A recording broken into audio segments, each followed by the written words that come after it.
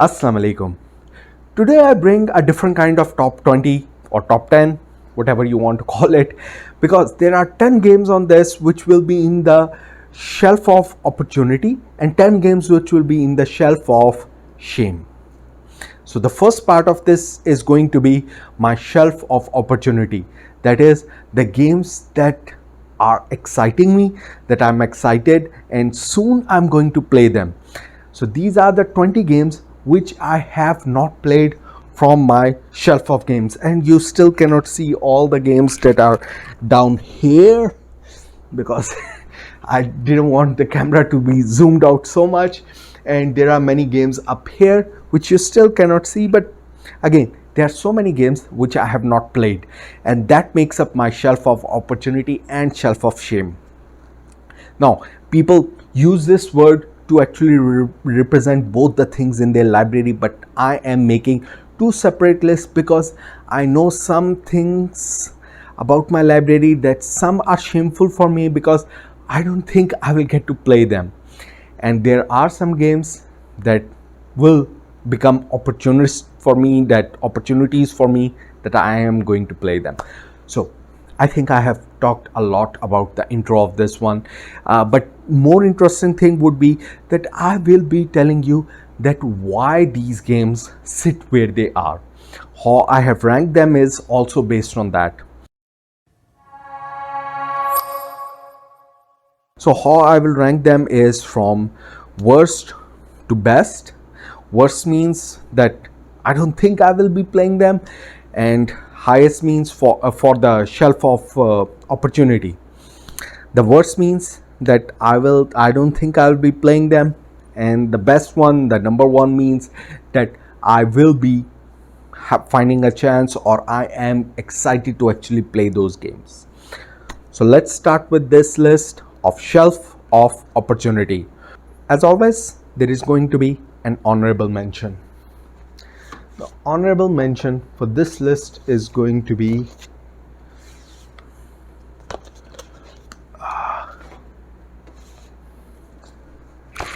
Arkham Horror expansions, the Circle Undone and the Forgotten Age.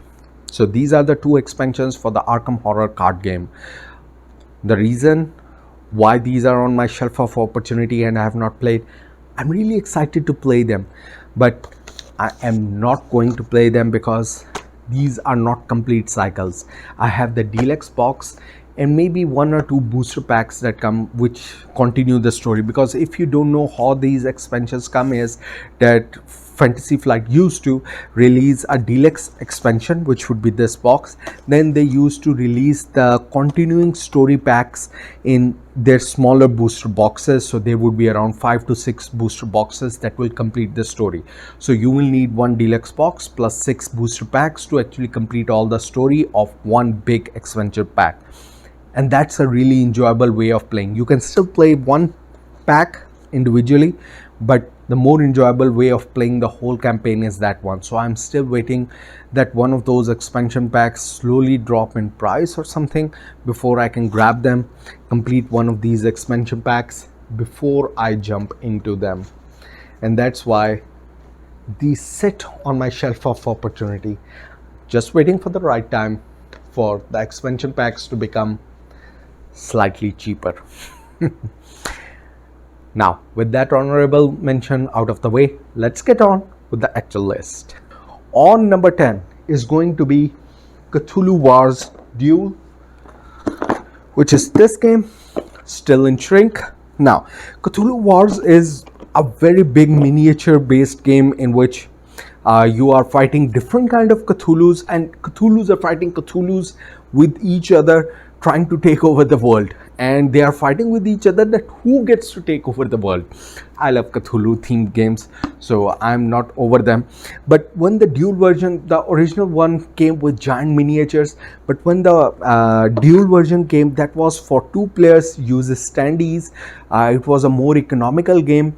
So I thought, this gives me an opportunity to actually try out the Cthulhu Wars without paying out a lot of money, and that's why I got this game from Sandy Peters and game, but then I never got to open it. The reason for not opening is that my wife never likes games about in which you have area control, in which you have head-to-head battles. So I never even opened this one, because games like Blood Rage she didn't enjoy, games like Kemet she didn't enjoy Funkoverse battling game. So any game which has two-player head-to-head battles, she's not a fan of those. So, and area control. So I may open this one, because Blood Rage and Kemet, I do understand they don't work perfectly with two players. That this one I am excited that somewhat that I may open it sometime and show what cool game it is. Then the next one is going to be on number 9, Yamatai. Now Yamatai comes from Bruno Cathala and Days of Wonder. Now Days of Wonder productions are always so beautiful, and just look at the beautiful pieces it has, the colorful pieces. You cannot see from that far, but anyway, the colorful pieces, it always excites me to open it. So it is on my shelf of opportunity. I'll get time one day to open it, to learn it and to play it. The reason for not opening, I'm still not sure that I'm ready for this weight of game, because there are fun games and then there are heavy games, and I'm interested in those two. This falls somewhere in between, and that's why my ranking for fun games is here for excitement, and heavy games is here, and in between games is here. So it's a curve like this. So this falls somewhere in between, that I know this is not a laugh out loud game, so that's why it falls in kind of a dead zone. But anyway, still on my shelf of opportunity. The next one is going to be a dull game, a very contrasting game to this one, which is going to be number 8, which is Bruxells 1893.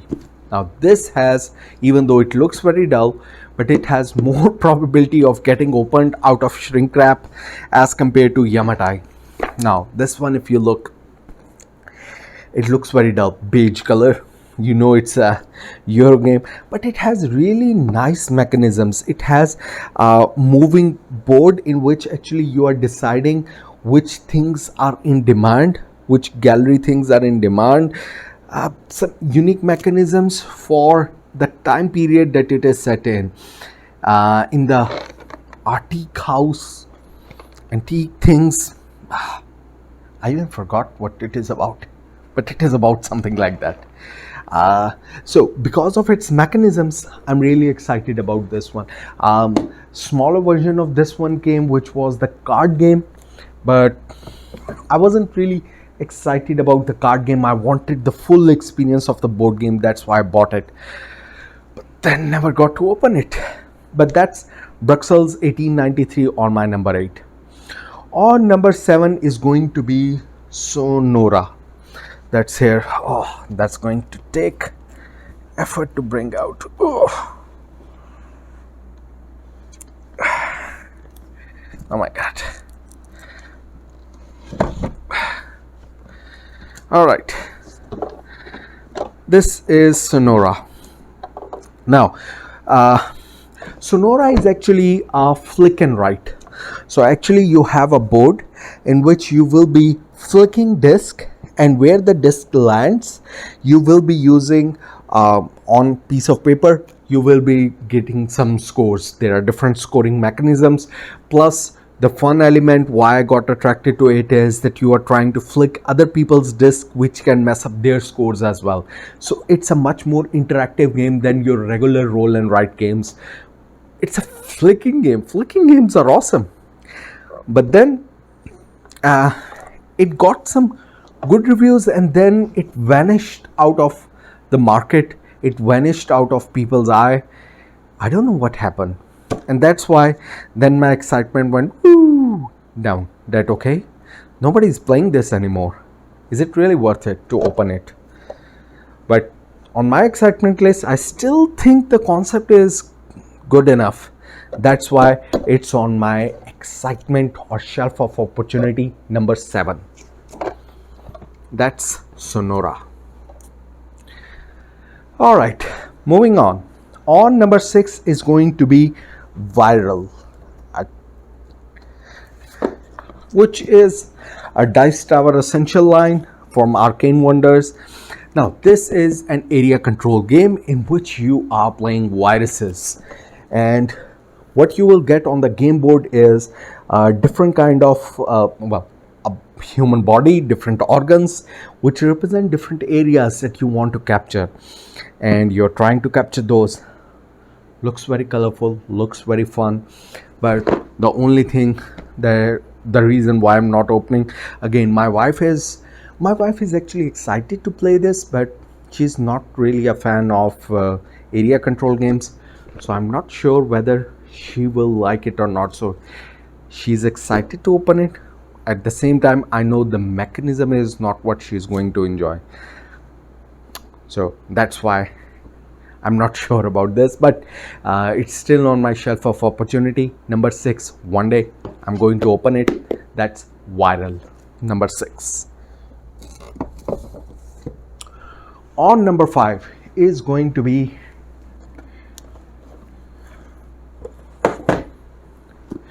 Terraforming Mars Ares Expedition. Now, I am a huge fan of Terraforming Mars.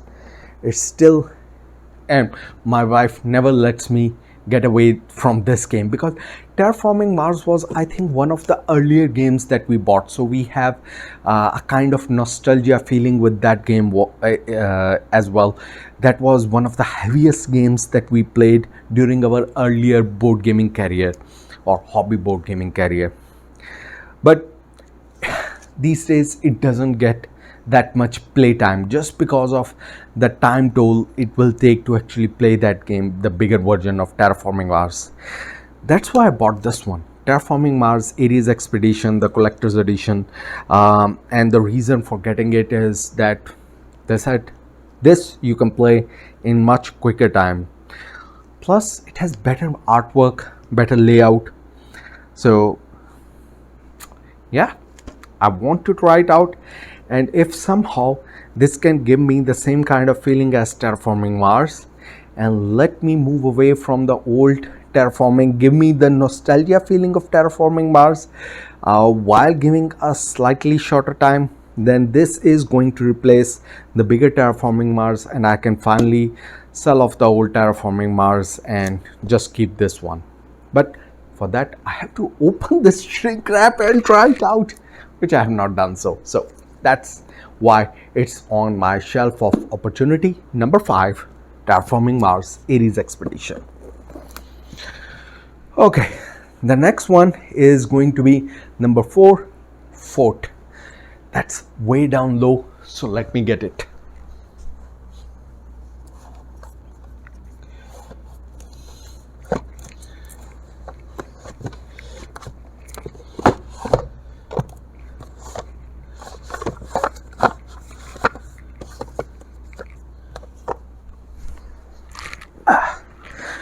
Yeah, it was on my lowest shelf. That's Fort from Leader Games. Now, Kyle Ferrin, artwork, always attractive. What he does for Root, he has done for Fort as well. But this one is a card game. The theme is very nice as well, in which you are your school yard kids who are playing in the backyard, in your tree houses. You're making forts, you're making your friends, but if you don't give attention to your friend, he might go away. You have pizza slices to attract people. So it's a card game, but the theme is interesting, the artwork is interesting. I'm so excited to play this one out. Just need time to actually get to this one, and that's why it's number 4, Fort. One day we'll play you. All right, so that's number 4, Fort. On number 3 is going to be Tapestry. Oh my god, do I really need to pull that off? I'm going to just put an image here of Tapestry. I'm out of breath. This is exercise. This counts as exercise, right? Anyway, on number 3 is going to be Tapestry. Now, this is a big civilization game. People might say this is not a civilization game, it's just going on tracks, but fine, it's a civilization theme based game. But from Stonemaier Games, Jimmy Stegmaier always makes his productions so beautiful. So, and that's what he has done with Tapestry as well. You will be going on the science track, on the knowledge track, on the military track, and based on those tracks you will be unlocking different kind of milestone buildings which you get to place to identify that you have expanded your civilization, your country, and in this way you will be gaining points to win multiple civilizations, multiple asymmetrical nations to try out. And that's Tapestry.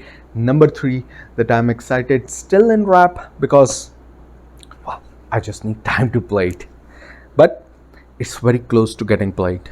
That's why it's on number 3, Tapestry.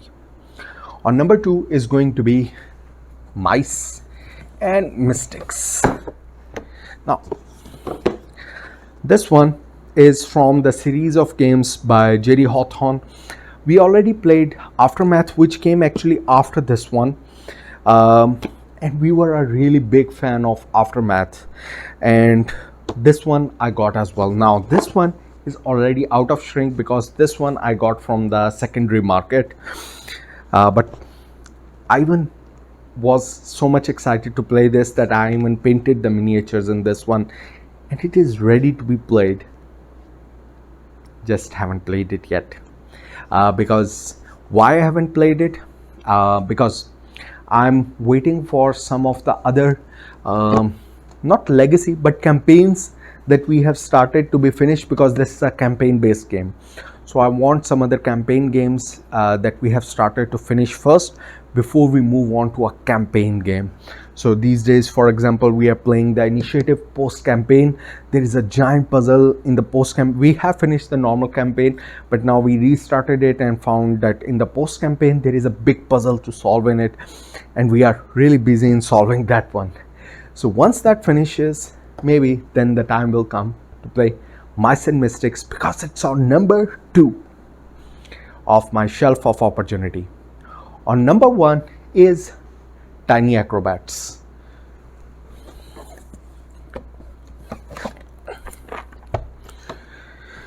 Which is this one. Now, Tiny Acrobats, many people will not know what's Tiny Acrobats, but they might know its bigger brother, which was called Meeple Circus. Now, this is an express version of the same game, some streamlined rules, Tiny Acrobats. I always wanted Meeple Circus in my collection, because if you see a playthrough video of Meeple Circus, which Shut Up and Sit Down did with the No Pun Included team, you will be laughing your ass off and you will want to get that game.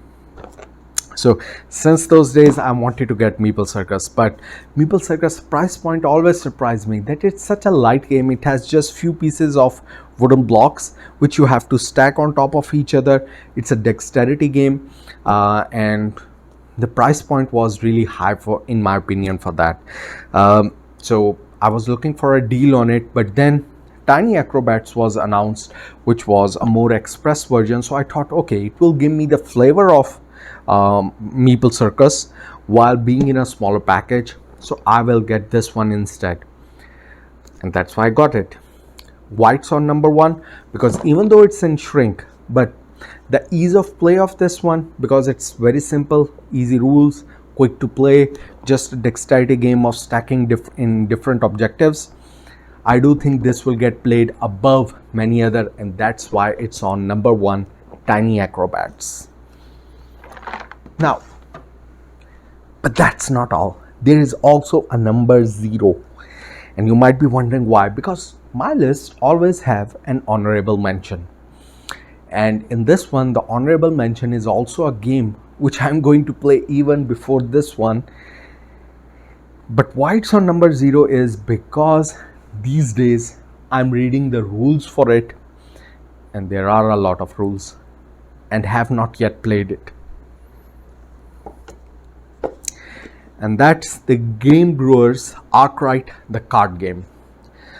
Many people may not know about the card version of this one, but Arkwright, the board game, is a giant board game. It's a heavy economic game, really one of the most heavy games, like on par with City on the Big Shoulders, Food Chain Magnate, really heavy games.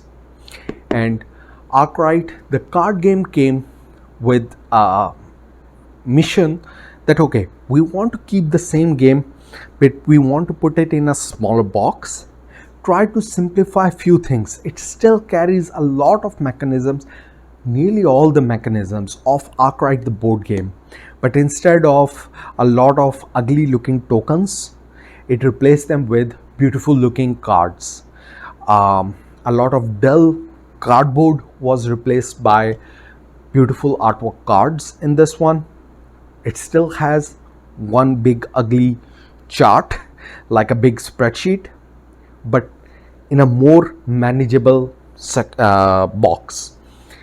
A table spread is still going to be really big for this one, but I really wanted a heavy economic game which gave me a business simulation. I was lacking. I had a lot of family weight games, but I really wanted a good business simulation game, something above Smartphone Inc. or Power Grid, because again, those are still simple. A real economic game, which is going to be this one, Arkwright the card game. So I'm hopeful that this is going to hit that mark. So still reading the rules, but this is going to come to the table before everything else. White has still not hit the table because these days we were playing the Red Cathedral, just were trying to finish. I had made a custom campaign for it, 6 missions, see who wins. That we have just finished, and my next aim is going to be to play Arkwright the card game. So it's going to be played within next few days. That's why it's on number 0. It's imminent. By the time I will get this video edited, maybe I would have played the first trial run of this game anyway. So that's why it doesn't really qualify, but it's an honorable mention because at the time of this video I have not played this game. So that's it. These are the top 10 games on my shelf of opportunity. Again, too many other games which I have not played, but are going to be played soon. So that's it. Wait for my next video, which is going to be top 10 games on my shelf of shame. That is the games I bought and I don't think I'm going to be able to play them. If you like this video, do leave a comment. Tell me about your shelf of opportunity. Tell me what games lie there that you are excited to play, that you are just saving for the perfect time. Maybe it's a legacy game. Maybe you're waiting for perfect number of players. Maybe you're waiting for, what are you waiting for?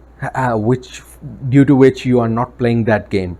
So there must be a reason, and maybe it's just lack of time, or maybe you have other board games on priority. For me, that's most of the time the case, because I do play, at least try to play one game a day, and many times that means I want to take the full essence of a game before I move on to the next one, because who knows when I will get to play it next. So before I open Tapestry, before I open any other game like Fort or Terraforming Mars, Ares Expedition, I want to finish some of the previous games and fully enjoy them and then move on to the next one. Is that a valid reason? You tell me. So leave that in the comment, and hope to see you next time on my next video, which is going to be about 10 games which I don't think I'm going to play. That's it for me. Happy game.